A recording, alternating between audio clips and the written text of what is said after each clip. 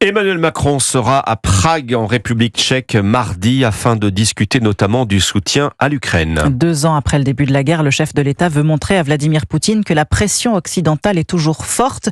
D'ailleurs, les sanctions prises contre Moscou sont toujours en vigueur. Restrictions sur le pétrole ou le gaz russe, mais aussi gel des avoirs des dignitaires du Kremlin, comme ces 2 cargos d'une compagnie maritime dont le ministre russe des Transports est actionnaire. Depuis le 1er mars 2022, ils sont immobilisés en France avec un équipage de gardiennage, l'un dans le port de Marseille, l'autre à Saint-Malo. Reportage Charles Guyard. C'est inédit dans le monde, ouais. Elle n'avait jamais vu cela, Laure Talonneau. Depuis 2 ans, le Vladimir Latichev et ses 7 marins russes sont bloqués au port de Saint-Malo. Ubuesque pour cette inspectrice à la Fédération des ouvriers du transport. On gèle non seulement un navire, mais en fait on condamne aussi un équipage. On ne sait pas combien de temps vont durer les sanctions. À bord, c'est aussi la grande incertitude. Certes, l'équipage est ravitaillé, payé et peut sortir du cargo, mais malgré une relève tous les 6 mois, le temps s'écoule au ralenti. Vitali, second officier.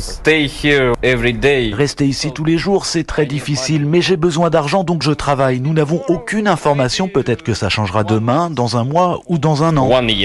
Un calendrier tout aussi flou pour Stéphane Perrin-Sarzier, le vice-président de la région Bretagne, en charge de cette situation bien encombrante. On subit les événements. Nous avions demandé que ce bateau soit mis dans un port d'État. Pas de réponse. L'armateur paye les factures. Pour nous, s'il ne payait pas, ça serait des charges. Ça génère pas de profit. Et c'est vrai que c'est une forme de paradoxe. Chaque mois, l'armateur russe règle en effet 10 000 € de frais d'occupation de port.